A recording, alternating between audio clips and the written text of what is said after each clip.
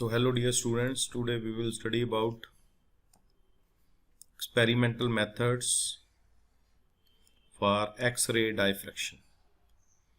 As we know, the Bragg's equation 2d sine theta, it is equal to n lambda, where d is the spacing between the two parallel planes, n is the order of diffraction, lambda is the wavelength of X-ray used, and here d is the spacing between the parallel planes, so it has a fixed value for a given orientation of the crystal, and this equation is satisfied for a particular value of theta and lambda.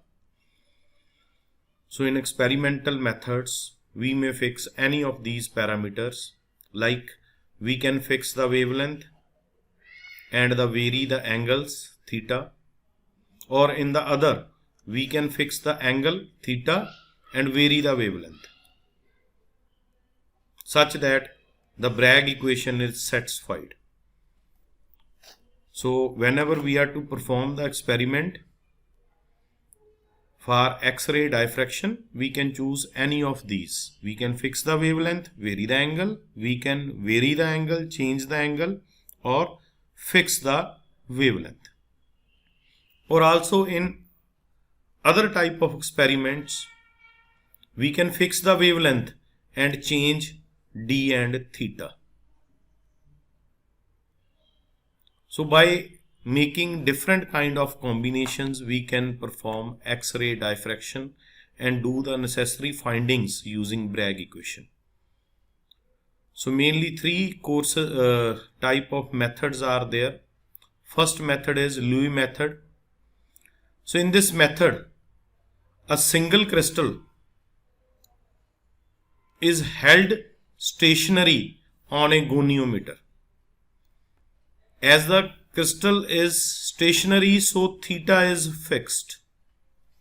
So this is a goniometer and this is a spindle, and on this spindle we have a single crystal and this is fixed.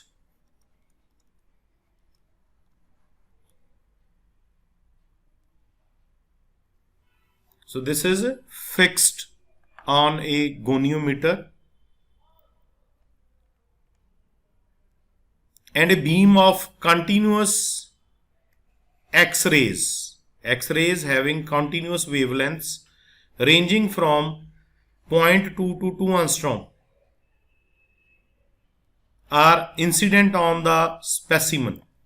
These X-rays which are falling on the specimen, they are having wavelength 0.2 to 2 angstrom, and they are moving through a well defined collimators. This is a collimator. So when X-rays are made to pass through this collimator, pencil beam is made to fall on the crystal, and the size of the crystal is 1 mm by 1 mm. Wavelengths 0.2 to 2 angstrom. And when these X-rays they strike with the crystal, we get diffracted beams, and these diffracted beams are made to fall on two flat films. On number 1 film, diffracted or transmitted X-rays are made to fall, and on number 2, reflected X-rays are made to fall. Two films, on one film transmitted and on the other reflected X-rays are made to fall, and a pattern is formed like this. This kind of pattern, this pattern is called Lewis pattern. They are made to fall on the screen, and by studying this pattern we can get the desired information about the crystal structure. And this experimental method is very popular in solid state physics experiments. So this is about the first experimental method called Lewis method. So now we come to second method, that is a rotating crystal method. As the name suggests, here the crystal is set into slow rotations about a fixed axis. So this is done with the help of a rotating spindle which is fixed to an electric motor. With the help of electric motor, this spindle is made to rotate anti-clockwise about the vertical axis, and a single crystal is placed on the spindle. So crystal also rotates along with the rotating shaft. So when the crystal rotates, set of planes comes successively one by one in the reflecting position. That is, the angle varies. But X-ray is monochromatic. X-ray is not changed here. X-ray is of fixed wavelength. Here angle is changed, but wavelength is fixed. But in the first method, wavelength is changed, but angle was fixed. So this was the basic difference between the Lewis method and rotating crystal method. In a rotating crystal method, X-ray source is monochromatic of fixed wavelength. But we should keep in mind that size of the crystal should be less than 1 mm. It should not be more than 1 mm, or we can say it should be less than 1 mm. That is, the whole crystal, it lies in the path of incident radiation. So when a pencil beam of X-rays are made to fall, they completely fall on the crystal. That's why we choose the crystal of smaller size. And diffraction pattern, when these X-rays are scattered by the crystal in various directions, then these X-rays are made to fall on cylindrical photographic film. And the axis of this cylindrical photographic film is same as the axis of rotating shaft. Both the axes, they coincide. Axis of the cylindrical photographic film, we can also call it as a cylindrical camera, because it registers the scattered or diffracted X-rays by the crystal. The axis of the cylindrical photographic film or cylindrical camera coincides with that of axis of rotating shaft. And all the diffracted rays, they satisfy Bragg's equation. Bragg's diffraction taking place in accordance with Bragg's law.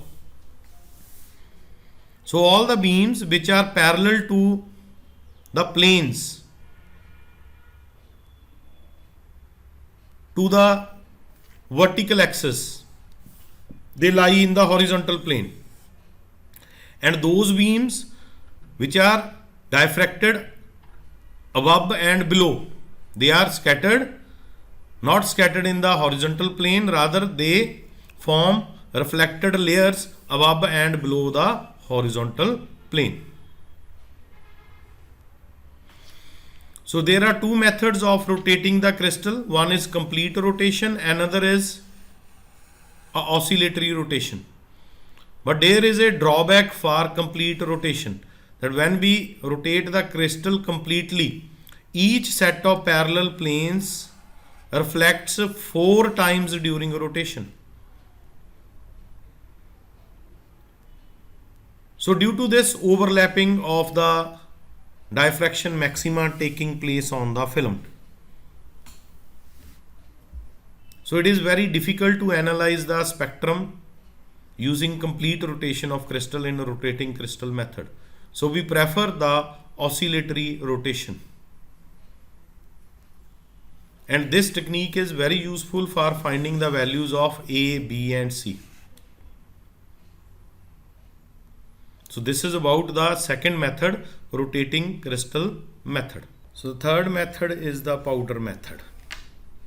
This method, those substances are used which cannot be obtained in the form of a perfect crystal. So here materials are used in the powder form.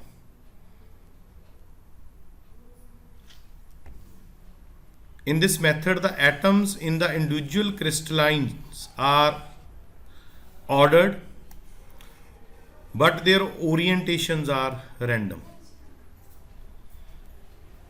This method was devised by Debye.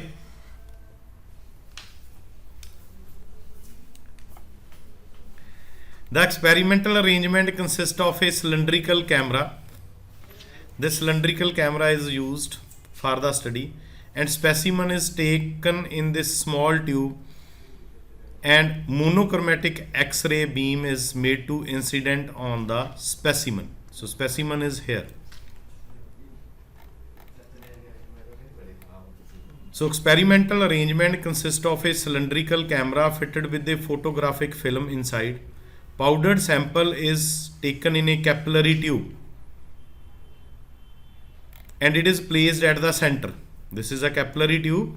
Powdered sample is placed here, and this is a cylindrical camera, and monochromatic beam of X-rays are made to fall on the capillary tube carrying the specimen.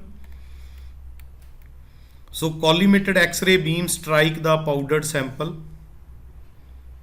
So as the sample is powdered, so it contains vast number of crystal planes which are parallel to each other. So only those orientations which are satisfy the Bragg's equation, diffraction takes place in accordance with the Bragg's law, and a diffraction pattern is obtained on the cylindrical in the forward direction by a diffracted beam and in the backward direction by reflected beam.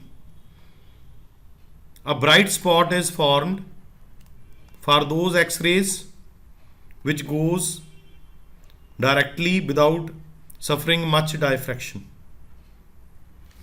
So when we look at the pattern here, this is a bright spot.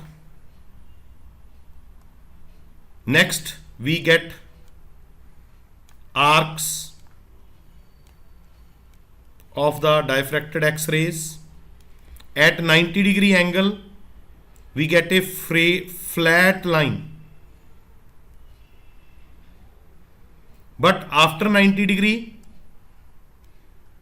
the curvature of the pattern on the left side as well is reversed. So from this, a useful information regarding the sample can be easily obtained. So we have mainly discussed three experimental methods. First is Lewis method, second is rotating crystal method, third is powder sample method for studying X-ray diffraction. So this is all for today. Keep in touch for next lectures. Thanks a lot.